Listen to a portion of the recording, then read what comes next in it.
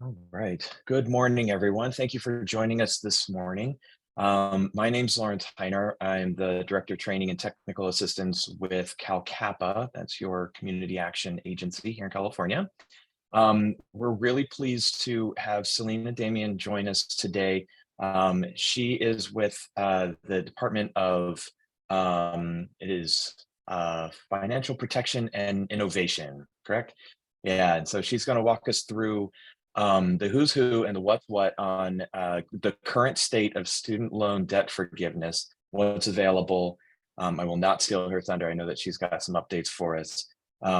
And I know that a lot of us that are on the call here are here for ourselves and our own student debt questions and concerns. So we welcome those. And then others are here to represent your organization and relay that information to those that need it.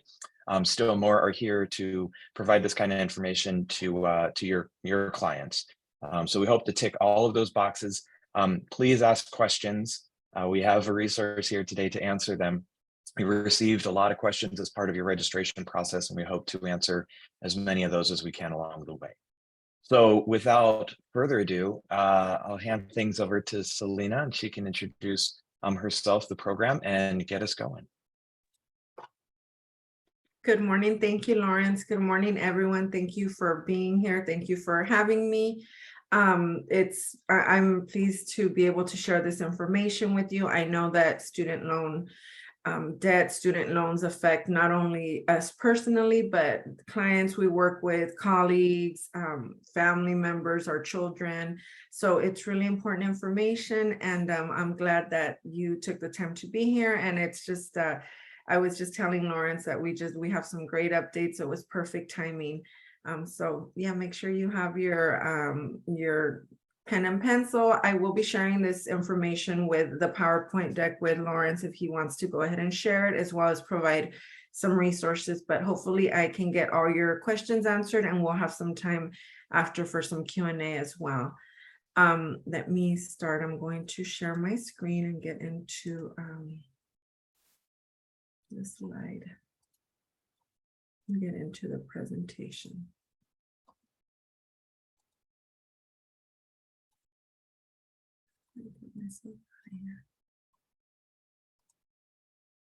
Okay, there we go. So can everyone see that? I think we're seeing your presenter view.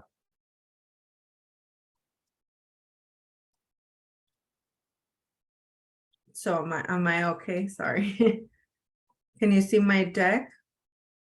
No, we're seeing the other screen. I think under display settings, you might be able to swap screens or swap displays. Okay, sorry. Let me just go to my. No, let me just do this one. This is the one I know best. Can you see this one? Yes. Yes, okay.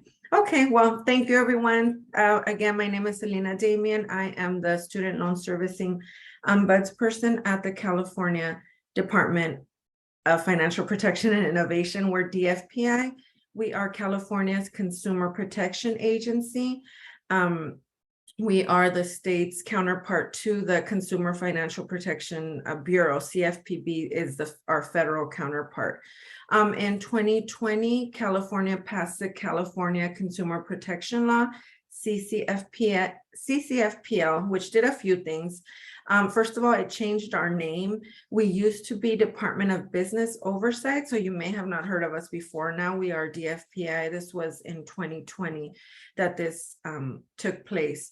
Under the CCFPL, DFPI was given authority to license and examine financial products or companies of financial products that weren't previously regulated. This included fintech companies, debt collection agencies, payday lenders, and student loan servicers.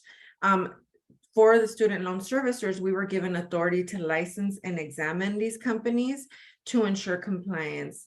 DFPI accepts and investigates consumer complaints, and we have a CSO unit, our Consumer complaint unit that takes on those complaints. We take legal actions when companies are not in compliance. We conduct education and outreach, such as this one, to enhance consumer awareness and to protect consumers from fraud and abuse. So how much student loan debt is in California? Currently, we have about 4 million Californians owing $56 billion in federal and private student loan debt. Most of that is federal debt. 35 to 49-year-olds owe the most debt on average, with women owing about 2/3 of the debt. The average debt load of a California borrower is $37,000. And although we are not at the highest, we are actually on the low end. The way that the student loan system is set up, it makes it so that these balances can increase very quickly. Student loan debt disproportionately impacts people of color, with Black women carrying the most debt nationally. Prior to the COVID-19 pandemic, approximately 500,000 borrowers were behind on paying their loans. And in the United States, the student loan debt is now the second highest consumer debt after mortgages, totaling nearly $2 trillion. And that number keeps growing on a daily basis. Borrowers were historically faced with a lack of borrower protections, which created this $2 trillion amount and what some call a student loan debt crisis. Historically, borrowers do have some rights, and they're determined by the Federal Higher Education Act of 1965, but these were not enough.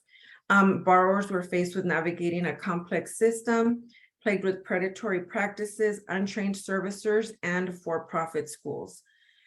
There was a lack of federal oversight of the administration of federal student loan programs, which include the PSLF program, the income-driven repayment plans, and a lot of other programs that were supposed to help student loan borrowers, help them pay off their debt and stay out of more debt.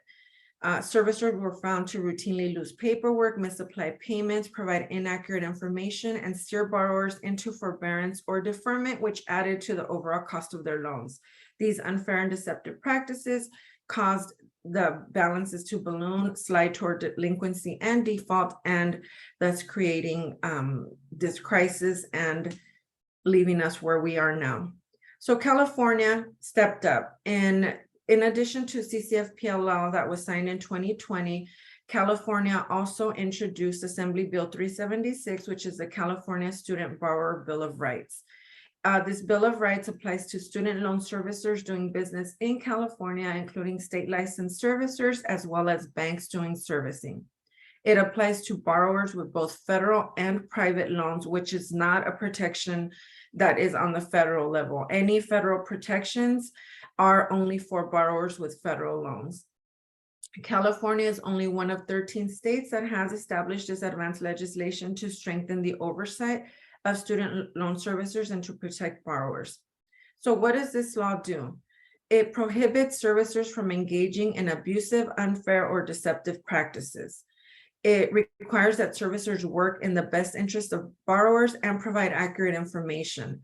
They must provide accurate information about payment plans, about their forgiveness options. They have to help borrowers stay out of delinquency and default. This bill also establishes special protections for military borrowers, borrowers working in public service, older borrowers, and borrowers with disabilities. It also established my position as the ombudsperson. I work with federal and state agencies, other state ombudsperson, AG's offices to find out what's going on with policy, with legislation, to communicate about what's going on in our state and their state, trends that they're seeing. I work with CBOs or organizations and agencies that do work with student borrowers, educational associations. I conduct education and outreach such as this one, and I also help borrowers directly. So I'm working with borrowers, just helping them understand their rights and their options, and just being that additional resource for them when they can't get a hold of anyone on any of their servicers or anyone at the Department of Education. Just briefly, some financial aid key terms that you may already know. Grants, when a borrower is in school or a student starts school, college, they fill out their FAFSA, and these are the way they can access the grants, the federal work study, and loans. So grants is aid that is awarded on the basis of financial need and does not have to be repaid. Federal work study is money that you earn from a job to help pay for the expenses, also does not have to be repaid. Scholarship is aid that gets awarded on the basis of academic merit, talent, or particular area of study, also does not have to be repaid, and scholarships can be awarded by the schools or any other organization, employers, banks, credit union. There's a lot of money, grants and scholarships that is left on the table every year because students are not filling out these FAFSAs. Also, when you do fill out a FAFSA, request money, and you exhaust all these other options, a borrower is eligible to take out loans. So loans is money that is borrowed and must be paid back with interest. The lender sets the terms, and federal loans carry more protections, and I'll talk about that in a minute. It is advisable that students exhaust grants and scholarships prior to obtaining loans. And then some other key terms, you'll hear me saying servicer a lot, and you already did. So when a borrower takes out a student loan, you have your lender and your student loan servicer. The lender is a company or the organization that is lending the money. They originate the loan, they set the terms. For federal loans, the lender is the Department of Education. When you take out private loans, your lender could be the school, the state, a bank, a direct organization. So anyone that is actually lending the money. The servicer is a company that contracts with these lenders or works for these lenders. Basically, it's the company that sends the borrowers the bill each month, they advise the borrowers of their payment amount, they collect the payments, they have to keep records and track the loans while they are in school. They process any changes in repayment plans, deferments, forbearances, or other activities. The servicer is essentially the borrower's main point of contact. So when a borrower calls and requests information about their loan, they will be talking to the servicer. And the servicer are these companies that I spoke about that were failing to basically do their job and help borrowers. So many times they would call, a borrower would call to request help, and they would just not provide it to them or put them in forbearance or deferment. So you have, once a borrower takes out these loans, they're going to have their federal and their private loans. Let's talk about federal loans first. Your federal loans are going to be your direct loans. These are, the lender will be the Department of Education. Direct loans have fixed interest rates. There are a few different types of direct loans, and after 2010, all the loans that have been dispersed for students have been direct loans. They have fixed interest rates. You have your subsidized and your unsubsidized loans. The subsidized loans are the loans in which the government pays the interest while the borrower is in school. So essentially, the loan does not start accumulating interest until a borrower leaves school, enrolls less than half-time, or graduates. Then you have your unsubsidized loans. These are the type of loans where the borrower pays the interest from the beginning. So from the time that the loan gets dispersed, interest starts accruing. This increases the size and the ultimate cost of the loans because the amount will be higher by the time a borrower leaves school. So again, it's advisable, it's better to try to exhaust your direct subsidized loans because at least those you're not paying the interest right away. Then you also have your direct plus loans. These are loans with fixed interest rates. They are unsubsidized. That means they're accruing interest from the beginning, and they have origination fees. A credit check is required for these type of loans. Your lender is still Department of Education. You have your grad plus loans, which are available to students pursuing grad degrees, and your parent plus loans, which are available to parents of undergrad students. Just a word of caution for parent loans. Parent loans, there is no limit. So the Department of Education does not verify the parent's income to see if they're able to pay it. there is a credit check, but unless there's something that's really negative on the credit report, they will let you or let the parent borrow as much money as the student needs without really verifying if there's a way to pay it back. So parent loans, the interest starts accumulating. There is no grace period. They can be one of the most costly. Then you have your direct consolidation loans. These are not disbursed at the beginning, but once a borrower already has, maybe they have a mix of loans, they're able to consolidate their loans. It is similar to refinancing. The Department of Education allows you to take all your student loans and consolidate it into one single loan with a fixed interest rate. There is no cost, but it may increase the total balance of the loan. So really, when borrowers are thinking about consolidating, it is just make sure that borrowers check the terms. Then you have your older Fell and Perkins loans. I will be mentioning these with the updates, so it's very important to know what these are. Fell loans were discontinued in 2010. These are older loans they're subsidized loans that were made by private lender, but they were backed and insured by the Department of Education.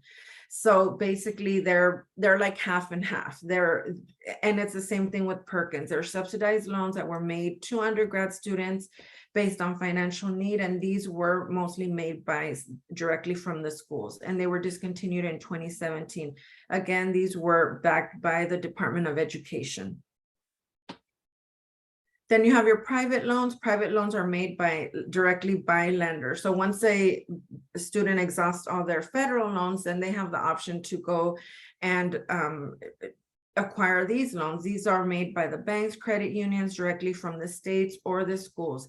These are not funded or subsidized by the federal government. So these organizations are setting all the terms, the interest rates for these loans.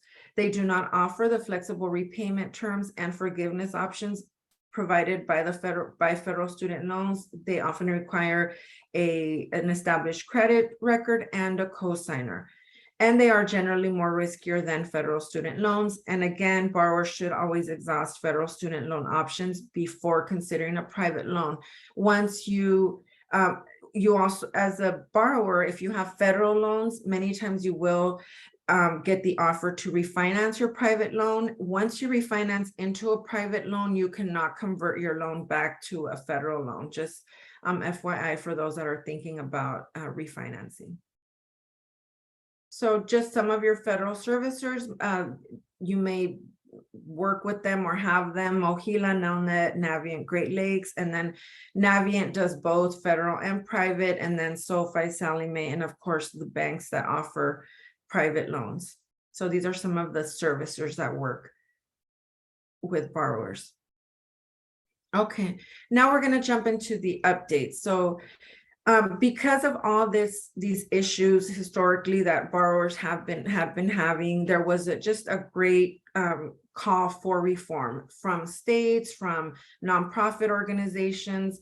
So Department of Education is doing just that. They have actually taken the chance during COVID. They've been given this extra authority to make this reform, these changes to try to alleviate some of this debt.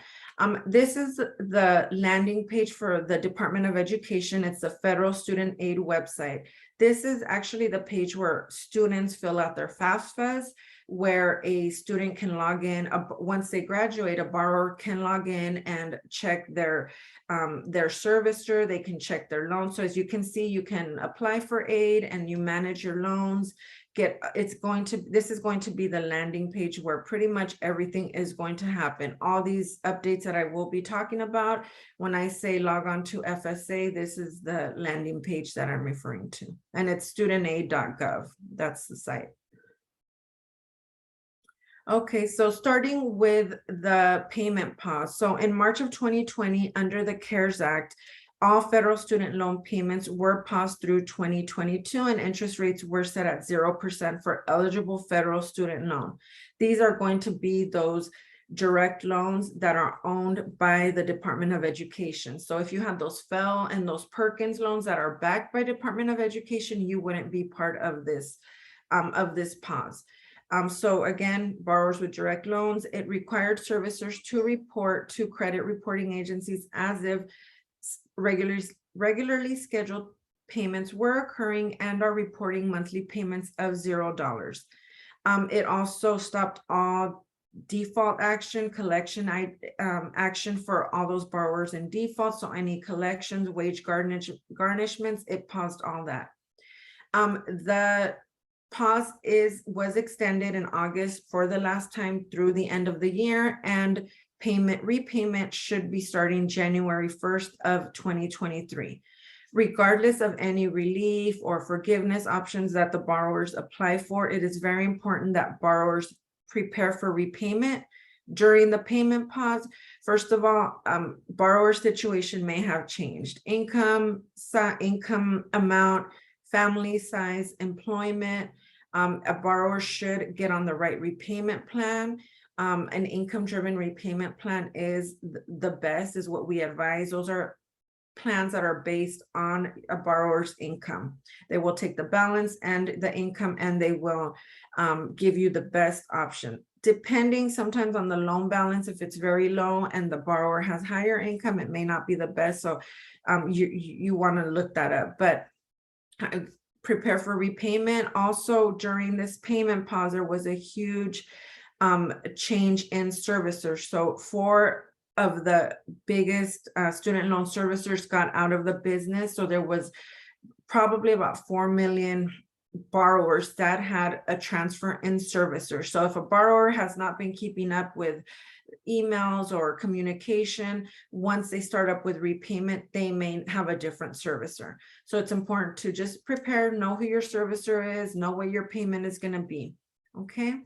The Department of Education also announced an income-driven repayment adjustment.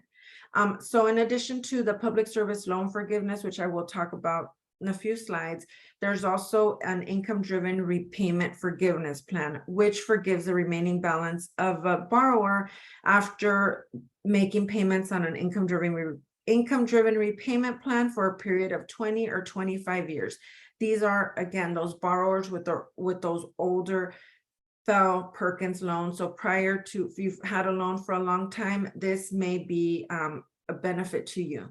The Department of Education will conduct a one-time adjustment of qualifying payments. This applies to borrowers with direct loans and FFEL loans.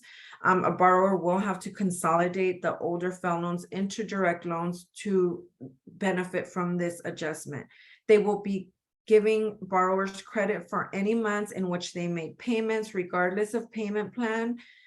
They will also be giving credit for periods of forbearance. So if a borrower was in forbearance 12 or more months, consecutive forbearance, or 36 or more months of cumulative forbearance, and also months spent in deferment prior to 2013.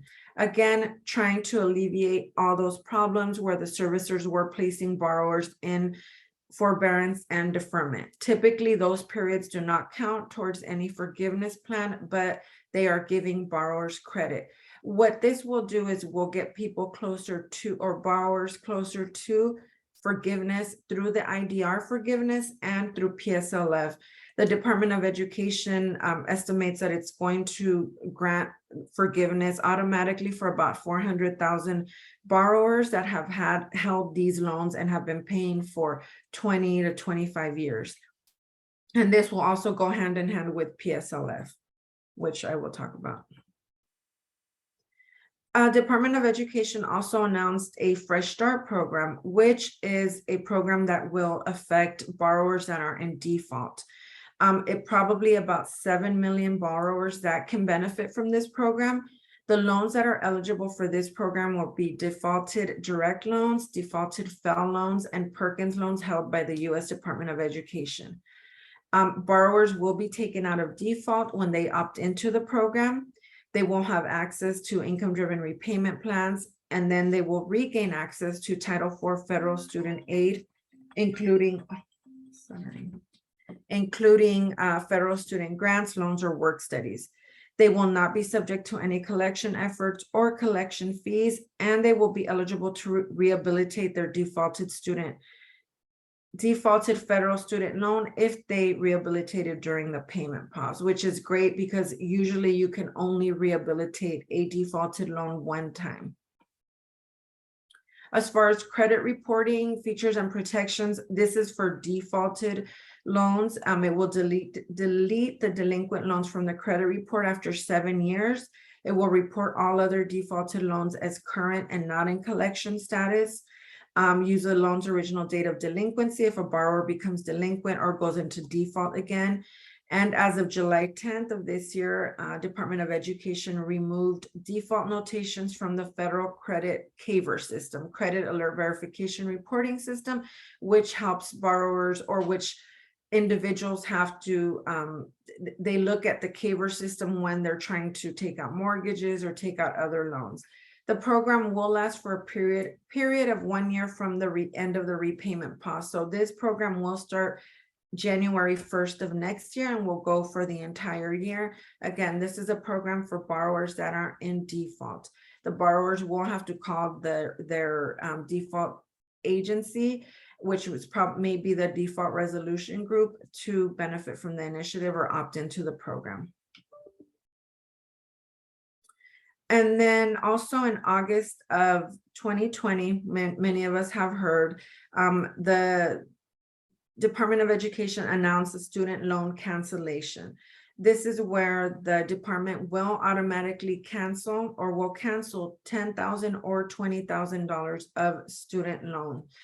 Again, please note that these programs are all separate. So a borrower can benefit from Fresh Start and the cancellation. They can benefit from the cancellation and from PSLF and the income-driven adjustment. So if you qualify for this, if you apply, you can still apply for the other programs or benefit from the other programs. For the student loan cancellation, you have to have federal loans. So you have to have those undergraduate and graduate direct loans that I talked about. Parent Plus and Grad Plus loans are eligible. Fell and Perkins loans held by Ed. So they have to be held and not just backed by Department of Education. Defaulted loans qualify. Borrowers with Fell and Perkins loans that are not held by Department of Education and who apply. So if a borrower has Fell and Perkins loans, those older loans, and they were able to consolidate prior to September 29th of this year, they are eligible for the debt relief. So at this point, borrowers that have those older Fell and Perkins loans do not qualify for the relief. So that's very important to note, especially with the PSLF. It will apply to loans that were dispersed on or before June 30th of this year. Therefore, a borrower that was in school this year, a student that was in school in the fall, in the winter, spring semester or quarter may qualify for this forgiveness. A borrower must make less than $125,000 for individuals or $250,000 for married or head of household. They will be looking at the lowest adjusted gross income from either the 2020 or 2021 tax year. If a borrower meets those two requirements, then they will provide $20,000 in debt cancellation to Pell Grant recipients and $10,000 to non-Pell Grant recipients. The Department of Education has a record of everyone who ever received a Pell Grant, and the Pell Grant could have been received for just 1 year. It doesn't matter for what program, in what school, for what amount, as long as the student as long as the student received a Pell Grant. You can log on to studentaid.gov, and when you download, when you go in to review your loan data, there is a tab for grants, and there a borrower can see if they received a Pell Grant at any time. So it doesn't matter the amount, as long as they received it, they will qualify for the $20,000 in the debt cancellation. Some cancellation will be automatic. So the Department of Education does have income information for some borrowers that either filled out a FAFSA or certified their income for an income-driven repayment plan in the years 2020 and 2021. They estimate it's about 8 million borrowers that they already have this information for. So luckily for everyone, this application went live yesterday. Yesterday morning, the president made an announcement. They had released a beta test over the weekend, but now it's officially online. It only takes a few minutes. A borrower does not have to upload any income documentation or anything. This is the site for the borrowers to apply. It really does take about 2 minutes. They will go back and they will randomly, maybe during the next year, randomly select people to upload documentation.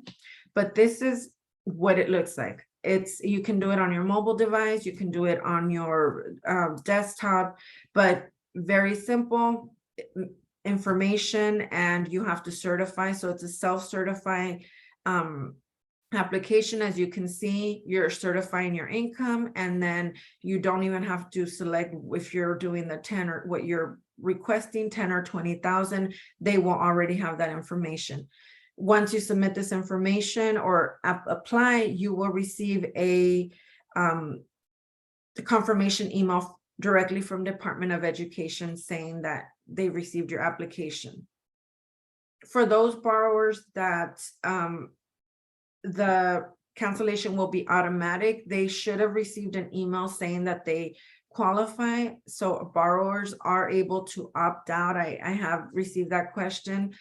For some reason, some borrowers may not want it. Maybe in their state, they're taxing it. Just so you know, on the federal level, this cancellation is not taxable. In California, we do not know yet. So just a disclaimer, just so everyone is aware that as of right now, there are some lawmakers that have promised that it would not be taxed on the state level, but we do not know yet. Something has to be signed by the governor for that to go through. Usually they follow the federal guidelines or federal tax code, but on this one, we are not sure. So it's important that borrowers know that.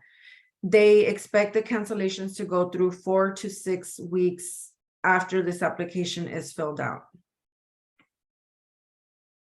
Okay, so that was the Biden cancellation. Then there is the Public Service Loan Forgiveness, or PSLF. PSLF is a program, a longstanding program that was created in 2007, and it was created to encourage individuals to enter and remain in public service where they may earn less than those in private service. Under the program, student loan forgiveness is granted after satisfying certain criteria for 10 years. The traditional PSLF requirements are that you have to have the right type of loan. Again, those direct loans, those loans owned by the Department of Education. You have to have the right type of repayment plan. So you have to be on an income-driven repayment plan, not only to qualify, but to get the most benefit out of PSLF. You have to have the right type of employment. So a borrower has to be employed by a qualified employer. They must be employed full-time, which is 30 or more hours, or whatever the employer considers full-time. They must be employed by, it can be a government agency on any level, city, county, state, municipal. It can be a school district. It can be a water district, military, and tribal also qualify. Also a nonprofit employer. It has to be a 501c3 nonprofit organization. Then you have to have the right number of qualifying payments. So you have to have 120 qualifying payments. If a borrower works straight through, that would be 10 years. But these qualifying payments do not have to be consecutive.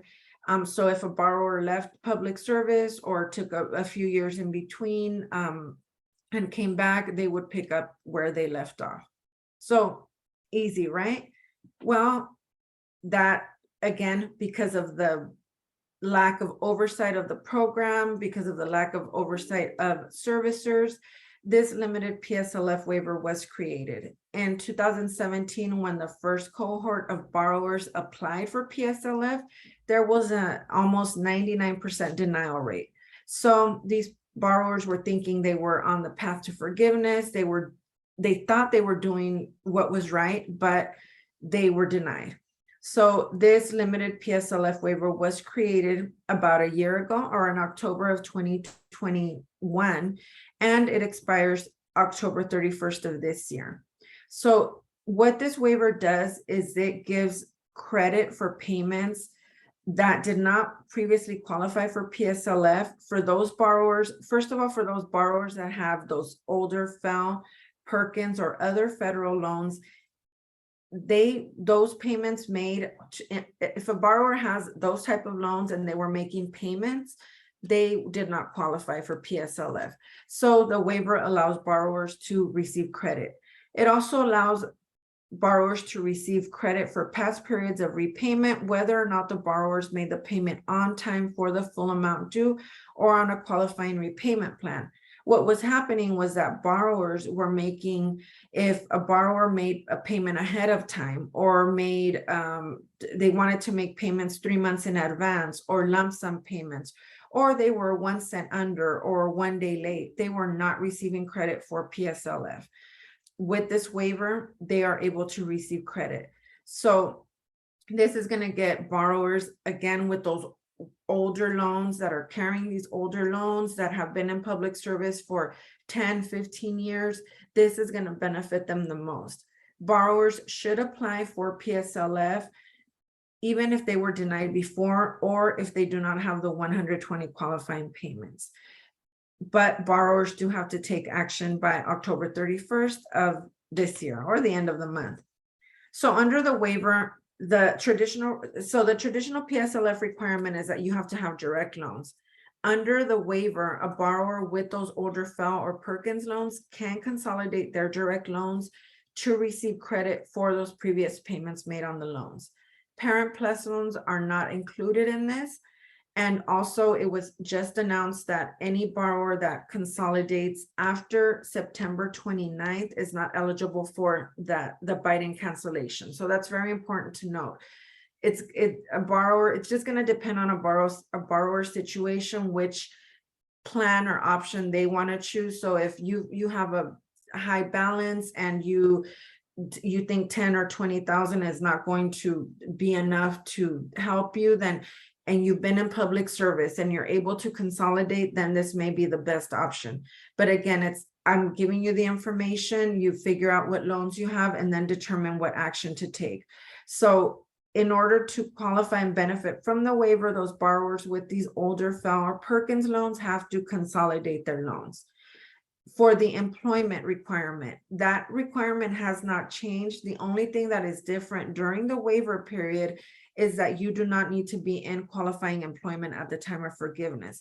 This will benefit borrowers who have moved on, who completed their 10 years, were making their payments and maybe moved to private service, or borrowers who have retired. Qualifying payments, again, during the waiver, any past period of repayment, whether or not you made that payment on time for the full amount due or on a qualifying repayment plan. So you could have had a FEL loan and been making payments on a standard plan. Those plans will count, or those payments will count towards PSLF. Also, certain periods of forbearance and deferment may count. In-school deferment does not count. So this one is going back to that IDR adjustment that will be conducted. So they are trying to give borrowers as much credit as possible because they know that servicers were not acting in the best interest of borrowers. And then COVID forbearance months. So all those months during the payment pause that started in March 2020, that's almost 30 months, they will be counted towards PSLF. Even if you were not making a payment, as long as you were a borrower, pretty much, and you apply for PSLF and were working at the qualified employer. So what does a borrower need to do to know if they benefit from this waiver? Do we need to rush before the 31st to take action, or are you okay to, since the program is going to continue? Well, first of all, you want to check to see if the employer is a qualified public service employer. FSA has an employer eligibility search tool where a borrower can go in. You don't even have to create an account. You just enter the employer's federal employee ID number FEIN number. You can find that number on your W-2 form, or you can Google it. I help borrowers all the time. They can't find their FEIN numbers. I just Google it, and there's databases or sites that keep that information. Then you go on and you check to see if your employer is eligible. So you may, when you go in there, if they're eligible, you'll see certified. That means that they've already been certified, that either someone is already in the someone from that agency is already in the program, or received forgiveness, but they've already been certified. You may not find the employer. That doesn't mean they don't qualify. That just means that no one has applied yet from that agency. So FEIN is going to be very important because you will need it for the actual application. Then you need to find out what loans you have. Again, you log on to studentaid.gov. There you can download all your aid data. When you download your aid data, you will see your loans, your loan type, and you will see the word direct, FEL, Perkins. Okay, and that way you know if you have all direct, unsubsidized or direct subsidized, as long as the word direct is there, then you know that they're qualifying loans. If you have those FEL, Perkins loans, then at that point you need to sit down and look at and see how long you've been with the qualified employer to see if you need to consolidate.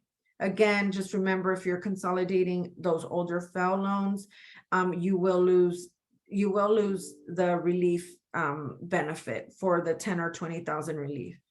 And then you complete the public service loan forgiveness certification and application. This is what that application looks like. This one, at this point, because we are so close to the 31st, you do need to complete this one on the FSA site. They do have a help, it's a PSLF help tool. Basically, you log on, you start this application, you're going to fill out all of page 1, and then you're going to fill out the application for the employer, and it will automatically be filled out. Then you're going to download the application, and you're going to have to print it, and you're going to it's going to require a wet signature or an actual signature from the employer. As long as this one was created, as long as you started the application on the help tool, it will be recorded and you will benefit under the waiver. The same thing with the consolidation. If you do have to consolidate, it has to be done on the FSA website. As long as there's a record of you completing them or completing the consolidation and starting this before the 31st, you will qualify. Again, find out what type of loans you have. We have some people that are rushing before the 31st, but they're actually good because they have all direct loans and they've only been employed in public service for about 5 years. So they would benefit outside of the waiver period. So this one, again, it's those borrowers with those long-standing loans, FEL, Perkins loans. One thing on this application, when you do print it out and get the signature, just make sure that the dates are clear, that they're complete. So not just August 2013. That's not going to work. They're actually counting months. So it's going to be very important that you do get the FEIN number right, that it's legible, clear. Anyone in HR, personnel, management can sign this form. Once this form is signed, it gets mailed out to Mohila, who is the current PSLF servicer. So this one gets mailed directly to the servicer, and then you just wait on a response. You may initially get a response that says that you only have 20 payments and you've been paying for 15 years. That's because they need to wait on Department of Education to provide that update. So they're working hand in hand, trying to communicate. So there is some confusion sometimes about the letters that are received. They're auto-generated. So I think the most important thing we ask is that you complete the documents, document everything, keep track of emails, of any communication, and then just be patient at this point because there is so much going on. You may apply for PSLF and then also on top of that receive the 10 to 20,000 cancellations. So just really know, just understand your loans and where you are with that, but know that you can get benefit from all of them. This is what the PSLF application looks like. After October 31st, you will be using the same one. The program will still be open. You will just not have a chance to if you have those older FFEL loans to consolidate. One thing that we really don't think about, but right now it's really important, Department of Education, the Federal Trade Commission, CFPB are all on this. Scammers right now are on overdrive. Anytime there's an announcement, especially right now with the Biden cancellation announcement, they're taking advantage of borrowers' confusion. They are reaching out to borrowers by phone, email, text, mail with official looking logos, and they are promising to reduce or eliminate student debt. They say they can give you access to forgiveness programs. They pressure you, say that you'll miss out on eligibility. Some of them even have borrowers' information. So they will say, oh, you owe this much, and they know exactly how much you owe. And they tell you you need to act now. And what they ask is they'll ask for your FSA information. They will ask for your personal information. They will ask for your payment information. They say they want to put you on a subscription program. You pay $200-300 a month, and then they'll give you $20,000, $60,000 of forgiveness. It's important to protect yourself. The one thing that I say is right now, Department of Education and your servicer does not have time to call you. So they're not going to call you 3 times a day. They are not going to call you from some random number.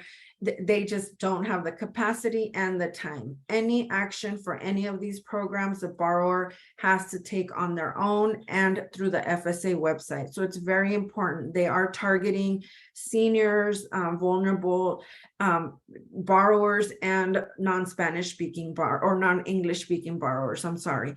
I'm getting calls every day where someone says, was this you guys that called? Was this Department of, I received this, can you please verify? Read the fine print. Many times when they send the letters, on the bottom in fine print, it'll say that they are not affiliated to an official agency. So very important. You can look them up on Google and you'll see if they're actually scammers. Many times they're just document preparing agencies, and they help you process applications or paper processing, but they have to go through Department of Education, and they cannot promise any of these forgiveness options. So no one should be paying for any of this. And then just what is DFPI doing for student borrowers? So in addition to the Bill of Rights and all these protections, my position this year in the 2022 and 2023 budget, DFPI received $10 million to support Californians with student loans. 7.25 million is going for a grant program. 2.75 million is going to paid media outreach and staff support, which we are already working on. The grant program right now, we are working to develop the program. We do have a CalMoney Smart program, which we've had for a few years now. So we already have somewhat of a template, but this one is a little bit different because there are not a lot of agencies that work directly with student borrowers. So we are looking for agencies, nonprofits, legal aids that can help borrowers that have those more complex problems. There's only one of me. There's only a few agencies that do this in California, but we want someone that can actually sit down and help, again, those seniors, those borrowers that are in default, in collections, provide more of that legal help, that counseling. So again, offering to those who offer support on student loan related issues. We know there are not many, so really we are putting the call out for those organizations. We would welcome any input and feedback in areas of focus, and then help in amplifying the programs within your areas or district or within your agencies. For our other campaign, really we are just focusing on exactly what I'm doing right now. So we want borrowers to prepare for student loan payment restart, and then just all the all the updates, helping borrowers know about their rights, the Student Borrower Bill of Rights, and just to educate and protect consumers. We have launched a new Back on Track borrower resource page, which we work with, try to change it every day to keep up with all the updates. And then again, we would welcome input, help, and support. DFPI has also joined the California Student Debt Challenge, which is just basically we are pledging to be an employer that promotes PSLF. We are pledging to be an agency that helps our staff understand PSLF, make it easier for them to apply, give them the tools to really know if they benefit, because it really is a benefit. An agency can use that as a retention tool, especially right now, hiring is very hard. Even we're working even within the state to educate state borrowers, because even within our agents, our state HR, a lot of people don't even know about PSLF. So the site for that is californiaborrowers.org. If anyone is interested in joining, there are a lot of other California agencies or organizations that have joined. Just take the pledge. They give you tools. They give you just many tools that you can use, that HR can use, and tips on how to help your employees access PSLF and these programs. And then here is my contact information, the address where you can file, the web address where you can file a complaint if a borrower has a complaint against their servicer, if they're not providing them information. I actually find that the complaint is really useful when a borrower is trying to get their account information. So under the Borrower Bill of Rights, it's one very important provision. It says that a servicer has to respond to a borrower's inquiry, a borrower's written request within 15 days. So when a borrower files a complaint with us and says, I want my account history, I want, going back to the beginning, my documents, servicers I've seen they've been very responsive, and they have been providing that account history. So if anyone has any issues, they can go ahead and file a complaint. These are some of our other pages, as well as some of the important FSA pages that I have mentioned throughout the webinar. I think that's the last one. So I will stop my screen share, and we can do some questions then at this point. Do we have any in the Q&A? Let's see. Okay. Okay, I did have, it looks like there are some questions about refunds. So under the relief cancellation, there are some refunds that will be automatic. So if a borrower was part of that payment pause and they decided to make some payments just to get ahead, just to take advantage of the 0% interest, there are refunds that will be automatically issued. If they are not automatically issued, a borrower can contact the servicer to request those refunds. But again, you have to have been part of that payment pause, and just make sure before you request a refund that you do in fact qualify for the loan forgiveness. So because then you may be left with the balance. So if you request, let's say $25,000 refund and you're only eligible for 20,000, just know then you won't have that 5,000 at the end. It will benefit you, but just make sure you qualify first. And then the loan cancellation, if you're currently borrowing subsidized, and so subsidized and unsubsidized, that doesn't matter as long as it's a direct loan and they were issued prior to June 30th of this year. That's how you qualify for the cancellation. If loans are in default, they must first. So no, the loans that have to consolidate for PSLF are the loans that are those older Fell and Perkins loans that are not owned by the Department of Education. So default loans right now do not qualify for PSLF. They would qualify next year. So let's say someone is in default and they want to get in good standing, they will benefit not only from the relief, but then the beginning of the year, they can opt into the Fresh Start program. It will take them out of default. Then they will start their payments, and then they can qualify for PSLF if they are working for a qualified employer. However, those months when they were in default will not count towards, the PSLF qualifying payments or towards forgiveness. Any other questions? Feel free to ask.